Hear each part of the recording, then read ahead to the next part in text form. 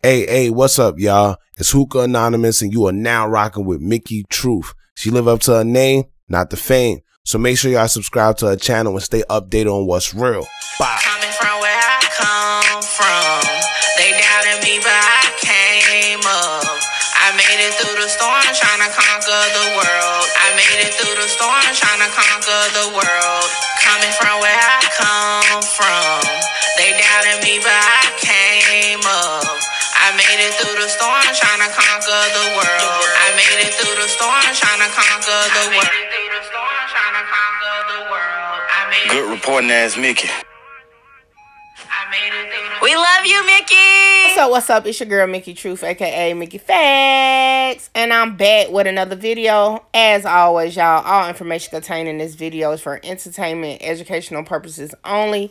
All information used in this video is per the Fair Use Act, and any conclusions that you draw is on you, not me. So let's get it. So I know y'all like, Mickey, why do you have a new disclaimer? Well, it's because I do want to advise that the content in this video may be a trigger warning to some. So I definitely want to say viewer discretion is advised. We're going to talk about real life situations that some of us may not even take in consideration that we could face at any time, or someone we may know. So again, possible trigger warning, but like I told y'all, we got to have these conversations to educate others, including myself, because I'm gonna tell y'all, it definitely opened my eyes a little more than it was before I heard about this story. So back in 2021, a podcaster by the name of Zori was befriended by an online subscriber or follower. And before I get into more in the story, listen to this. Are dead in an apparent stalking incident. Fox 13's China Green is there. And China, what can you tell us about this case? Well, I can tell you this is an absolutely tragic morning for anyone involved, for everyone here who have kind of got the rundown of what happened here this morning. But again, it has been confirmed that 3 people died here this morning. So officers were dispatched to this house here behind me, just past the tape you could see at around 2 a.m. This is located on 89th Street in Redmond. We're told the woman who called 911 called from a neighbor's house, said this was a stalker situation, like you said. Now we're told 4 shots were fired. When officers arrived, they found a 35-year-old man, the husband of the household, laying in the front yard there, who had been shot in the chest. They tried to save his life. He ultimately died. When officers got inside the home, they found his 33-year-old wife and the 38-year-old suspect, who were both dead from gunshot wounds.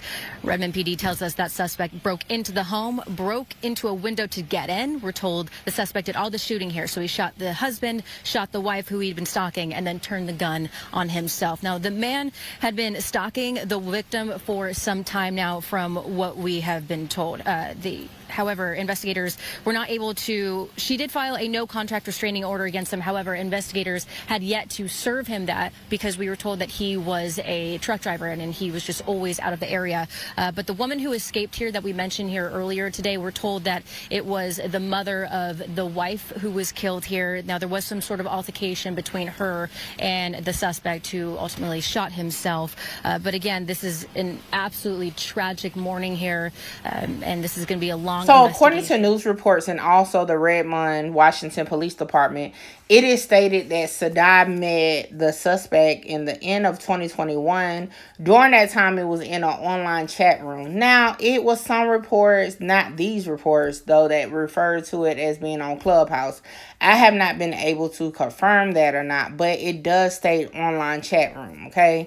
At some point, now I will say the dynamics of the chat room was supposed to be gaining employment in the tech field. Now, I don't really know if the suspect kind of played into maybe being in the tech field, or if he actually was, because according to news reports, his current profession was a long distance truck driver. And with that, you know, I mean, it's just kind of like, I don't know why they were intertwined to the point to meet up in person. But nevertheless, they met up in person. So everything assumingly would have been calm, because issues didn't start arising until the fall of last year. And during that time, that's when harassing phone calls started. They're even reporting, per the police report, for a protective order or a restraining order, that he popped up to her home with flowers. And of course she was not wanting them because, you know, he shouldn't have been there.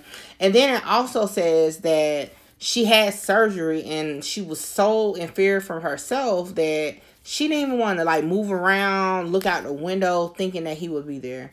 I mean, I know personally, I don't know how someone can live like that, because it's definitely, you know, terrifying. Okay, now being in the online world, because like I said, I'm in the online world, and I know coming into it, I had to make the decision to be very, very cautious.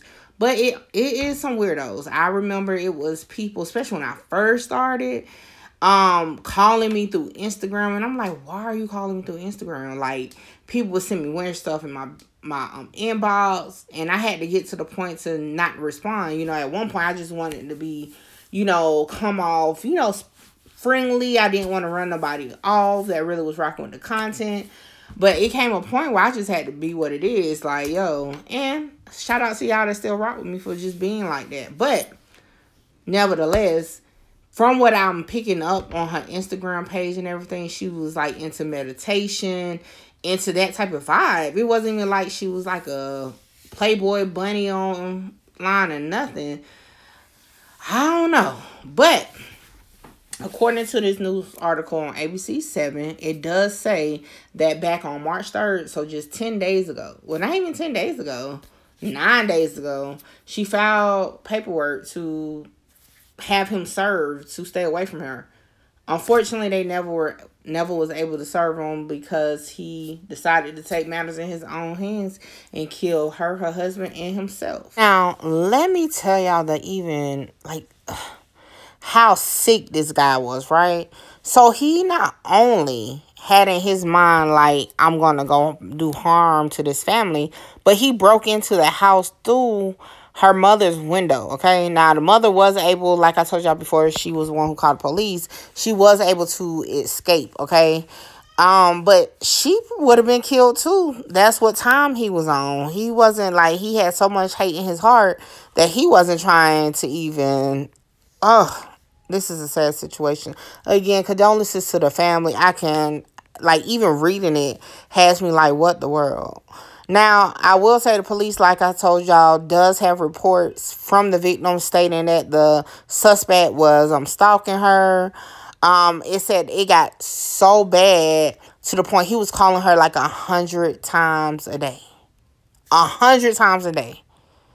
And this was from her podcast, because prior to them actually meeting up, remember, that's where he assumedly met her from, was from the podcast. Now, I will say here that I can confirm now, because I told y'all earlier I wasn't able to confirm it was Clubhouse. But during the police briefing on Friday, it says that Lowe, who is from the police department, said a woman and the suspect first met on the social app Clubhouse. So yes, it was Clubhouse, y'all.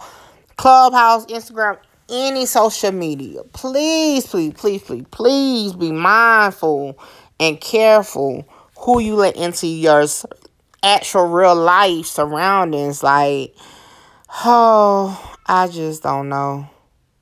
This is just, it makes you so scared with being online, period. Even not just as personality online, but just being online at all. I will say this though, a lot of people, and I was going to get into content about this at some point, and I think I may start it, because I know of plenty of situations personally where murder-suicide. Now, this is my first time actually looking into a story where it was like a stalking incident that turned into a murder-suicide. However, the police chief there in Redmond said a good thing that got me to wondering, now is the time to do the content. As I told y'all, as I've been telling y'all the story, she did take the necessary steps without the legal matters, right? She filed the police report. She submitted the request for a restraining order. This is what the police chief said here. It says here, police were in process of trying to locate the suspect, a long-haul truck driver believed to have been from Texas, and arrest him to serve petition for protection order, said Lowe, who noted it was difficult to pinpoint his location because his employment kept him moving between states. And then he goes on to say a restraining order is simply a piece of paper that allows officers to take enforcement action should a suspect violate the court order. And basically saying it's just a piece of paper that other precautions need to take place. But I understand that, and you definitely should follow that route. But, like, at this moment, they were asleep. It's 1-something in the morning. Like, what else could they have done at that time, right? So I guess I feel like they probably should have quoted that a little better by just stating, to be mindful of, meeting people. Because, like, to say the restraining order is just paper, I mean, you're kind of, I don't know, y'all. I kind of feel like you're trying to downplay what it is. Like, it is steps in place, but at the same time, hell, you need to have guns. You need to have security systems. So maybe you could be alerted when stuff like somebody breaking into your house, right? So that's what I'm on. Like, that's what they should have said. But nevertheless, y'all, that is the story of Sadai. And I know I'm probably not saying her name correctly. But yes. Prayers to the family. I'm sending nothing but love their way because that is a lot to deal with. I am going to open a room tonight on Clubhouse, House of Truth, so we can have an open discussion regarding the situation, how we can remain safe. If y'all haven't noticed so far, this is the second situation I covered from Clubhouse. The first was a child predator, Samantha Smith. Now a murder that happened from people meeting off of Clubhouse. So we got to talk about it because being online is definitely the day of, what we do these days. We just have to be safe. So pull up House of Truth, Clubhouse, in about, 8:30 p.m. Eastern Time. Join the conversation. Let's get the info out so that we can help each other remain safe. So until next time, like, comment, share, subscribe. Holla! Remember me wearing a frown. Now it's the other way around. They mad cause I made it out. I took the hard way. I ain't asking a nigga for nothing. I threw the hard way. Hard way. Hard way, my heart to this day. I'm really with it, my feelings in it, so please, bitch, don't play. I took the hard way. I ain't asking a nigga for nothing. I threw the hard way. Hard way. Hard way, my heart to this day. I'm really with it, my feelings in it, so please, bitch, don't play. Hey.